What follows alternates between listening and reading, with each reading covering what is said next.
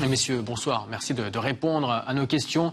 Je cite, les échéances démocratiques seront maintenues. C'est ce qu'avait dit Emmanuel Macron il y a 2 semaines, mais c'était avant que l'on voit les 200 000, 330 000 ce soir, 400 000, c'était lundi, selon des nouveaux calculs, cas donc journaliers de Covid.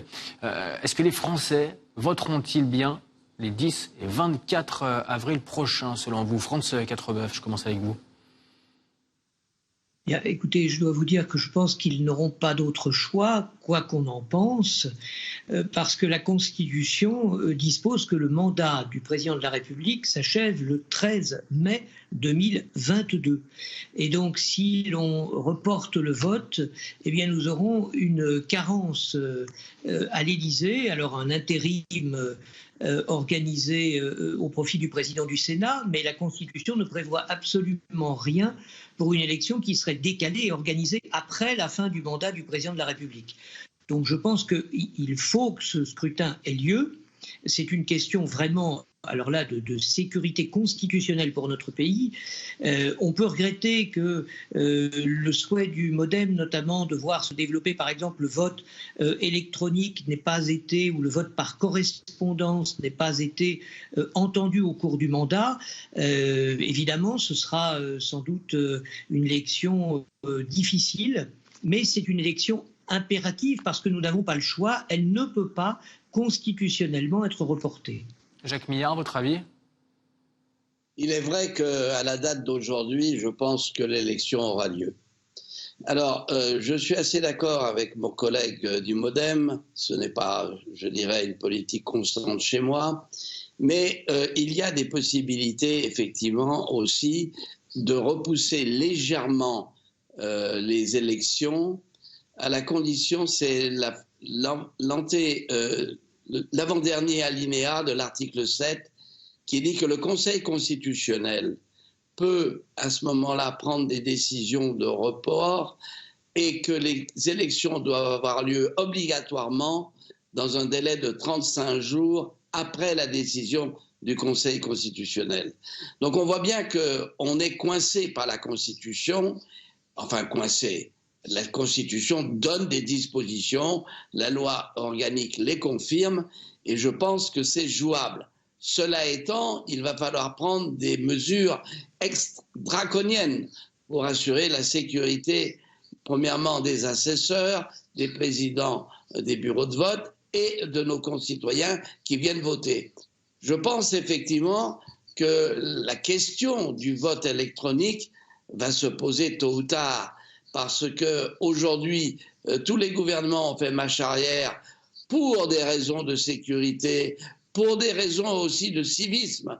C'est-à-dire que l'acte de vote n'est pas quelque chose que l'on fait de chez soi dans son fauteuil, mais est un acte où on se rend dans un lieu particulier que sont les bureaux de vote.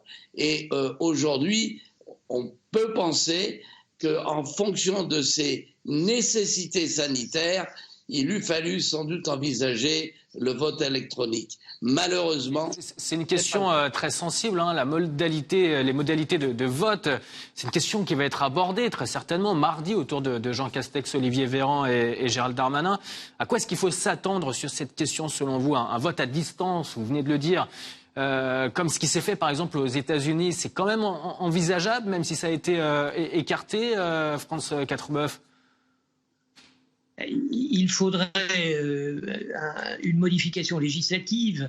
Alors, par exemple, je sais que dans la niche parlementaire du MoDem, Patrick Mignola, notre président de groupe, a placé la question du vote par procuration, du vote par correspondance, pardon, mais on n'aura pas le temps de le voter, les délais sont trop courts. Donc, il faudra faire avec les textes actuels. Si vous voulez, la Constitution vraiment nous protège. Enfin, je pense qu'on doit la respecter, mais c'est aussi la garante de nos libertés. Donc, on ne peut pas faire n'importe quoi. On ne peut pas virer dans un régime d'exception quand il s'agit d'un scrutin présidentiel. Là, c'est vraiment le roi des scrutins. Donc je pense qu'il faut, tant pis, il faudra prendre toutes les mesures sanitaires, il faudra essayer de mobiliser les électeurs, il faudra essayer de les motiver, de les protéger en même temps. Mais on ne peut pas sortir des clous constitutionnels et on n'aura pas le temps de voter de nouveaux textes, c'est évident. Jacques Millard, je m'adresse à vous. il eût fallu envisager ça bien avant et peut-être tester ça avec des élections moins importante, si l'on peut dire, si on peut employer ce mot.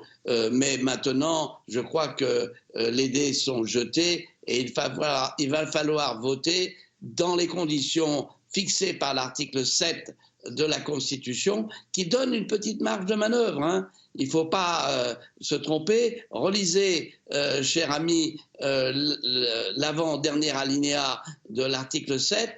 Il pourrait y avoir un report léger. Mais à partir du moment où le Conseil constitutionnel dira voilà ma décision, l'élection présidentielle doit avoir lieu dans les 35 jours.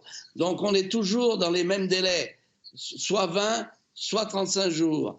Et donc il va falloir faire avec. Et je vois mal comment on ne puisse pas voter aujourd'hui dans les conditions qui sont des conditions classiques, mais qui apporte une certaine sérénité également aussi à l'élection présidentielle. Se déplacer dans un bureau de vote, déposer son bulletin, vérifier son identité, sont là des conditions de sincérité du scrutin qui sont importantes et que nous devons respecter. J'ose espérer que d'ici, effectivement, les dates du 10 avril et du 24 avril, je vérifiais les dates sur mon petit papier, on a des meilleures conditions sanitaires. Mais ça, c'est adieu vat. Personne ne le sait aujourd'hui. Messieurs, on se souvient quand même des municipales en 2020, ça va engendrer de nombreux cas de Covid. Est-ce qu'on peut se retrouver dans une même situation ? On peut. Moi-même, nous avons fait le premier tour en mars et nous avons fait le deuxième tour au mois de juin. Et je peux vous dire que pour le maire que j'étais, le maire sortant, ce n'était pas si facile parce qu'il fallait gérer la ville, ne pas se tromper, ne pas utiliser la ville comme un instrument électoral, chose que bien évidemment je n'ai pas fait. Et donc, c'est pas si évident que ça. Ce sont des conditions difficiles, à nous, républicains, de les respecter. Franz Quatrebeuf ? Oui, mais tout à fait, je suis tout à fait d'accord. Et vous savez, honnêtement, reporter de quelques jours ou de quelques semaines n'arrangerait rien parce que malheureusement, on n'a pas de prévisibilité quant à la pandémie. Donc, si vous voulez, c'est vraiment une seule cartouche qu'on tirerait et qu'on pourrait se tirer dans le pied en réalité. Et si ça aggrave la pandémie, la responsabilité, elle sera pour qui ? Oui, mais vous savez, aujourd'hui, contrairement à ce qui s'est produit quand nous tenions des bureaux de vote, notamment au premier tour, nous avons des protections. Aujourd'hui, tout le monde va au magasin, tout le monde va faire ses courses, tout le monde... Alors, on cite toujours les transports en commun. 330 000 cas encore ces dernières 24 heures, hein, même si on a les protections, les chiffres, ils sont là. Hein. Oui, mais écoutez, oui, certes. Il y a le vaccin, M. Le Maire a raison, et par ailleurs, écoutez... L'élection présidentielle, c'est vraiment trop important. Nous sommes une démocratie, nous souhaitons le rester. Il faut voter, c'est impératif. Alors voteront ceux qui pourront, ceux qui voudront. À nous de les inciter, mais on ne peut pas traiter, avec tout le respect que j'ai pour les maires, j'étais moi-même candidat dans une municipale, mais si vous voulez, c'est quand même moins dramatique de reporter le second tour d'une municipale que de reporter une élection présidentielle. On ne peut pas se permettre de reporter une élection présidentielle, ça n'est pas possible.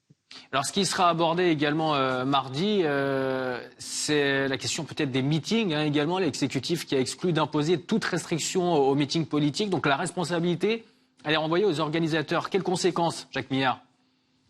Vous savez, je vais vous dire une chose. L'élection présidentielle, c'est bien les meetings. J'en ai fait, j'en ai co-organisé, on se retrouve, on se congratule, viennent dans les meetings ceux qui sont déjà convaincus. Et donc, en réalité, ce qui se passe, c'est que l'élection présidentielle, c'est une élection qui va se passer à la télévision, dans les médias, dans la radio. Et croyez-moi, c'est beaucoup plus efficace pour porter son programme et son projet quand il existe, hein, quand le programme et le projet existent, que des meetings dans lesquels chacun va se retrouver parce qu'il y va et qu'il est convaincu par avance. Franz Quatrebeuf, votre avis sur les meetings pour terminer, c'est la dernière question, après c'est la fin de ce décryptage de ce débat. Je pense que le gouvernement a raison de laisser possible sans jauge, toujours pour des raisons de liberté constitutionnelle, et de laisser les candidats face à leurs responsabilités. C'est bien, c'est sain, c'est démocratique. Mais Jacques Miard a raison. Honnêtement, à part le plaisir de nous retrouver, les meetings ne servent qu'effectivement à crier en chœur que nous allons gagner, même quand on finit à 2%, ce qui ne nous arrivera pas, bien évidemment, mais ce qui a pu nous arriver par le... Oh, attends. Non, pas 2%, pas 2%. Pas 2%. Merci, messieurs. Merci, Franz Quatrebeuf, d'avoir répondu à une question. Vous êtes délégué départemental du MoDem dans le Nord. Merci également à vous, Jacques Miard, maire Les Républicains de Maisons-Laffitte en région parisienne.